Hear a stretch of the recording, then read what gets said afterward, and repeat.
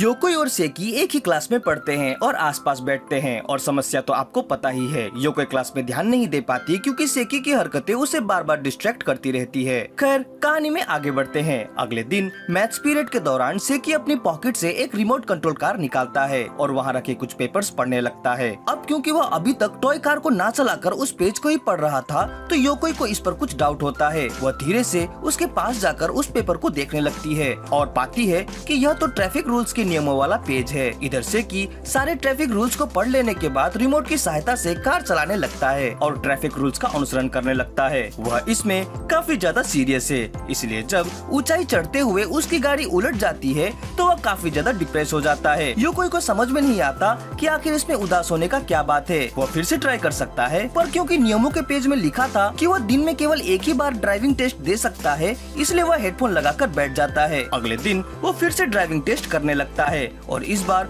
वो इसमें सफल भी हो जाता है और उसे अपना ड्राइविंग लाइसेंस भी मिल जाता है जो कि उसने खुद ही बनाया था। इसे पाकर वो काफी ज्यादा खुश हो जाता है और खुशी से अपना हाथ उठा देता है। इसे देख योकोई सोचती है कि लाइसेंस होना कितना अच्छा होता होगा, चाहे वो फेक ही क्यों ना हो। तभी टीचर सेकी को हाथ उठाता देख उसे गणित के सवाल हल करने के लिए बुलाते हैं, पर सेकी को तो आंसर नहीं पता। वो योकोई से मदद मांगता है पर वह उसे मना कर देती है। फिर सेकी फेक लाइसेंस का प्रलोभन देता है जिससे कि वह मान जाती है, पर जब सेकी उसे कंट्रोलर देकर टेस्ट में पास होने को कहता है तो योकोई उसके प्रस्ताव को नकार देती है। उसे इतनी मेहनत नहीं करनी। बेचारा सेकी अब बड़ी दुविधा में फंस गया है, उसे अब खुद ही मैथ्स को सॉल्व करना होगा। ऑडियो विजुअल क्लास के दौरान सेकी फिर से शाजी गेम खेलने लगता है। इस बार वो इसमें शाजी पीस के बजाय चेस की पीस का यूज करता है। योकोई को कोई आइडिया नहीं है कि अब सेकी क्या करने वाला है। तभी क्लास की लाइट ऑफ होती है और एवी क्लास शुरू होती है, लेकिन सेकी अपना खेल जारी रखता है। योकोई यह जानने को उत्सुक है कि वो इतने अंधेरे में कैसे गेम खेलेगा। वह देखती है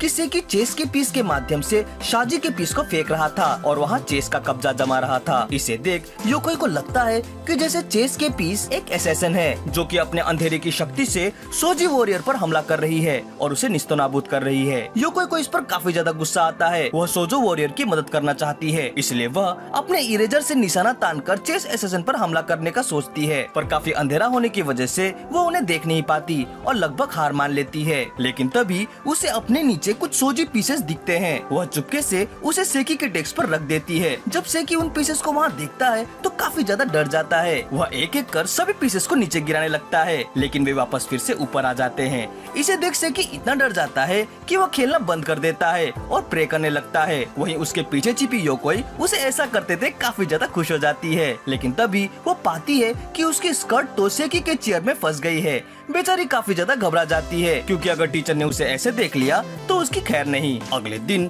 सेकी फुकुवराई गेम खेलता है, ऐसा गेम जिसमें खाली फेस वाले तस्वीर पर नाक कान आदि चिपकाना होता है, वो भी बिना देखे। आंखों में पट्टी बांधकर सेकी गेम खेलना शुरू कर देता है और कई ऐसी गलतियां करता है जिससे कि योकोई की हंसी छूट जाती है, लेकिन एंड में वो इसे सही तरीके से करना सीख जाता है, जिसे देख योकोई चौंक जाती है। वह उनसे एक फैमिली बनाता है जिनका एक बच्चा होता है। हर स्टेप के साथ वो बच्चा बड़ा होता जाता है। योकोई को यह देख काफी अच्छा लगता है, लेकिन जब वह यह देखती है कि बड़े होने के साथ साथ बच्चे और पेरेंट्स के बीच दूरियां बढ़ रही है तो योकोई को काफी डर लगने लगता है कहीं बच्चा गलत रास्ते में ना चला जाए। वह उसे बचाना चाहती थी, इसीलिए वह फूंक मारकर पेरेंट्स को बच्चे के पास भेजने की कोशिश करती है, लेकिन गलती से वह सेकी के ही हाथों में फूंक मार देती है। सेकी काफी घबरा जाता है कि कौन है। वह अपने आंखों से पट्टी हटाता है, उसे आसपास कोई नहीं दिखता क्योंकि योकोई ने जल्दी से अपना चेहरा घुमा लिया था। बाद में जब वह फिर से सेकी के गेम को देखती है तो उसे यह देख काफी अच्छा लगता है कि पेरेंट्स अब बच्चे के बिल्कुल पास आ गए हैं। उसे लगता है कि अब वो बच्चा बड़ा होकर एक अच्छा इंसान बन सकेगा। हिस्ट्री क्लास के दौरान टीचर बच्चों को कुछ वर्कशीट सॉल्व करने को देते हैं, पर क्योंकि वर्कशीट कम पड़ जाती है तो कुछ बच्चों को यह वर्कशीट शेयर करना पड़ता है। सेकी और योकोई ने भी इसे शेयर किया है, जिसके कारण उन्हें डेस्क जोड़ना पड़ता है, पर सेकी इससे बिल्कुल भी खुश नहीं है क्योंकि इससे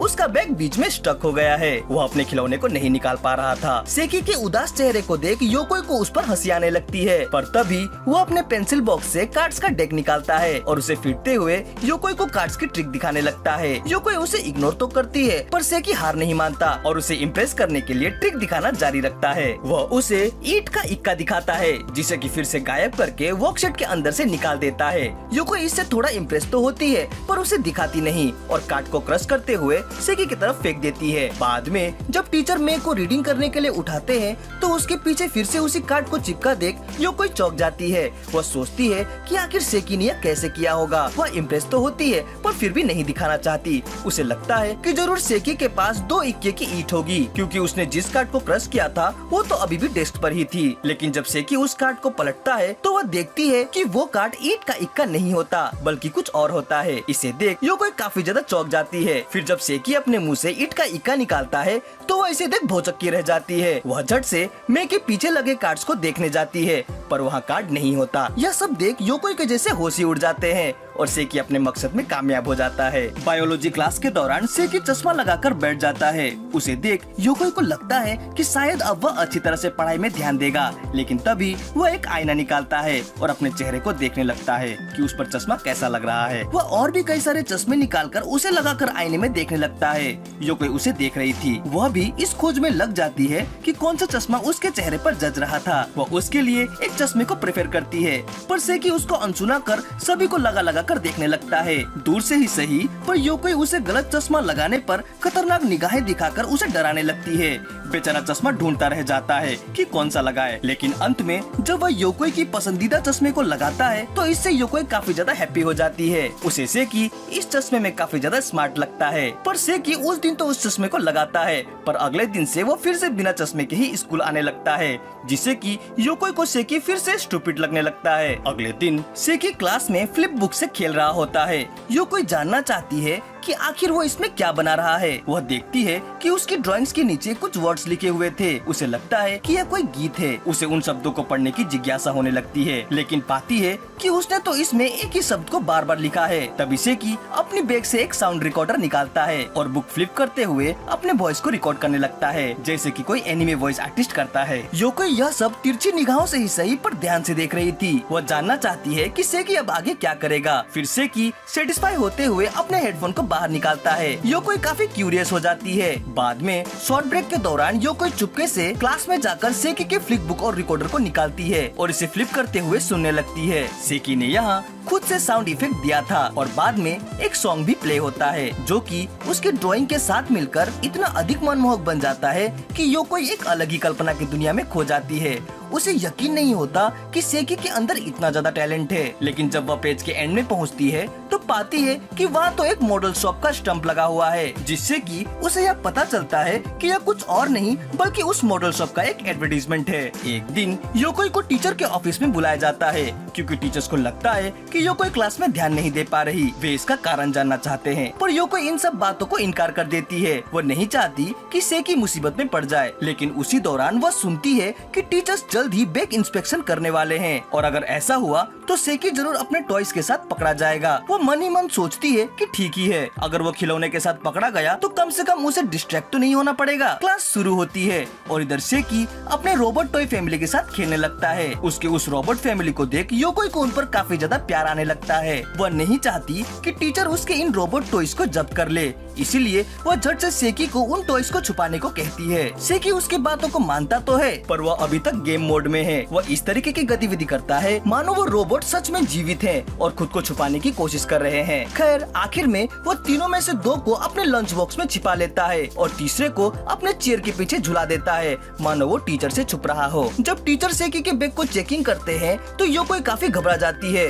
उसे डर है कि कहीं रोबोट फैमिली पकड़ी ना जाए, पर टीचर को सेकी के बैग से कुछ नहीं मिलता और वे उसे छोड़कर योकोई के बैग को चेक करने लगते हैं। लेकिन दुर्भाग्य से टीचर को योकोई के बैग में एक गाने की सीडी मिलती है। योकोई इसे देख काफी ज्यादा एम्बेरेस हो जाती है। सेकी के टॉयज को बचाने के चक्कर में वो खुद के सीडी को छुपाना तो भूल ही गई। वो टीचर को अपनी सफाई देने लगती है और इधर सेकी ऐसा रिएक्ट करता है मानो योकोई ने काफी बड़ी गलती कर दी हो। टीचर योकोई से पूछते हैं कि क्या कोई बात है। इस पर घबराहट में गलती से योकोई के मुंह से फैमिली निकल जाता है। वास्तव में वो रोबोट फैमिली कहना चाहती थी, पर टीचर को लगता है कि शायद योकोई की फैमिली में कुछ प्रॉब्लम चल रही है। खैर वे उसे छोड़ तो देते हैं, पर उसकी सीडी जब्त कर लेते हैं और उसे एक माफीनामा लेटर लिखने को कहते हैं। रात को योकोई की मदर योकोई से कहती है कि टीचर ने उनको कॉल किया था और वे उन्हें स्कूल में बुला रहे थे। क्या उसने स्कूल में कोई गड़बड़ी तो नहीं की? योकोई इसे सुन काफी ज्यादा क्रोध और आक्रोश से भर जाती है। आखिर उसे सेकी की वजह से और कितनी परेशानी झेलनी पड़ेगी। वीडियो अच्छी लगी हो तो इसे लाइक और कमेंट जरूर करें। हमसे जुड़ने के लिए चैनल को सब्सक्राइब करें। मिलते हैं अपनी अगली वीडियो में। Sign out.